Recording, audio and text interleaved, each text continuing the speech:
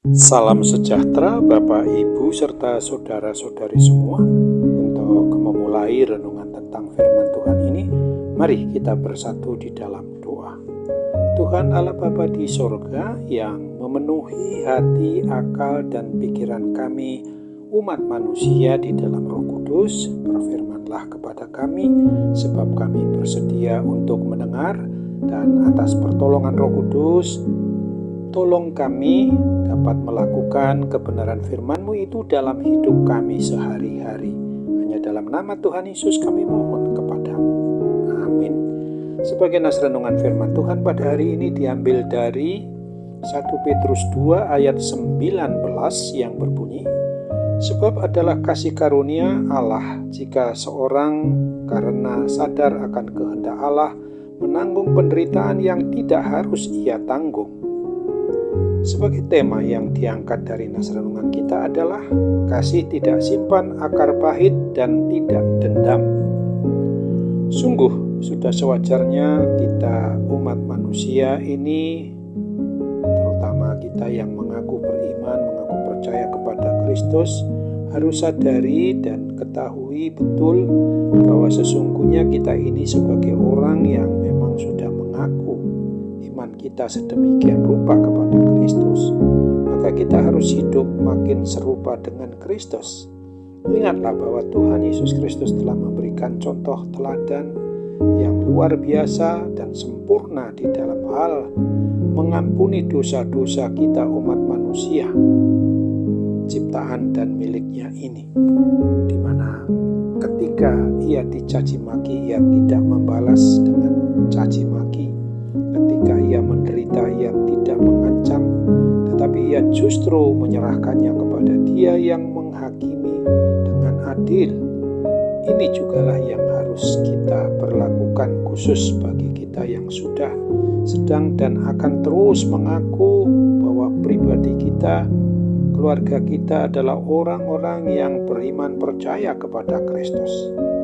Nas renungan tentang firman Tuhan yang ditulis oleh Rasul Petrus ini juga mau mengingatkan kita tentang hal yang sedemikian itu.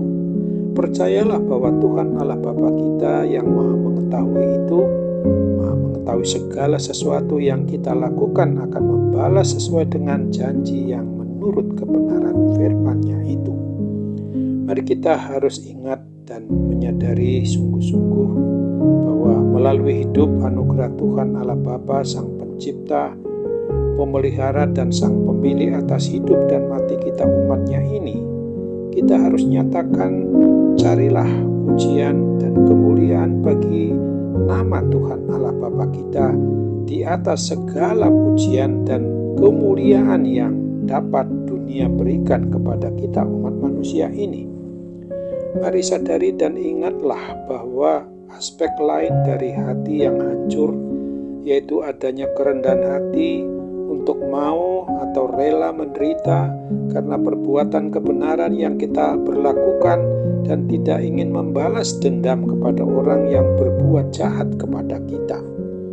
Sebab adanya akar pahit itu, kalau kita pertanyakan, dapatkah disebut sebuah pujian jika kita menderita pukulan dengan adanya segala sesuatu yang membuat akar pahit itu sebagai pukulan berat karena berbuat akibat dosa-dosa dan kesalahan kita sendiri?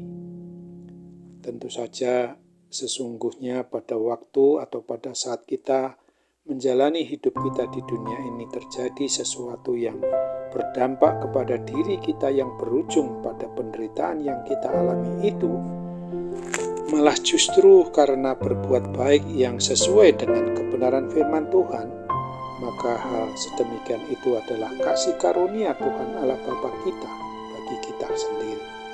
Artinya bahwa hidup kita umat manusia di dunia ini adalah di dalam rangka untuk selalu memberlakukan hidup yang sesuai dengan kehendak Allah menurut kebenaran firman-Nya. Karena kebenaran firman Tuhan yang menyatakan kepada kita bahwa hal sedemikian itu adalah karena Tuhan Allah Bapa kita sungguh mengasihi kita umat-Nya ini. Akan tetapi sebaliknya, jika kita menderita karena kita berbuat dosa, berbuat kesalahan, maka hal yang demikian adalah sebagai konsekuensi logis akibat dari perbuatan dosa kesalahan kita manusia ini sendirilah yang tidak ada pujian yang datang dari Tuhan Allah sendiri. Nah, karena itu, mari kita sebagai umat milik Kristus, janganlah pernah kita bosan-bosan untuk tetap berbuat baik sesuai dengan ukuran kebenaran firman Tuhan kepada semua orang. Meskipun kita tidak dihargai, kita tidak dihormati, ataupun kita tidak ada lagi yang memperhatikan diri kita lagi, meskipun juga kebaikan kita dibalas dengan kejahatan sekalipun, jangan pernah menyimpan akar pahit atau dendam kepada semua orang yang menjahati kita itu.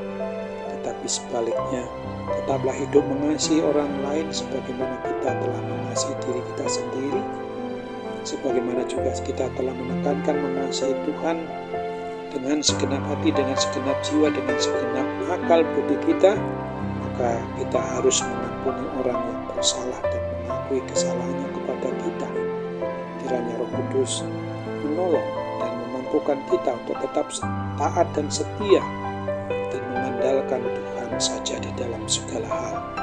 Ingatlah juga akan firman Tuhan sebagaimana yang dituliskan di dalam 1 Petrus 4 ayat 15 dan 16 ini.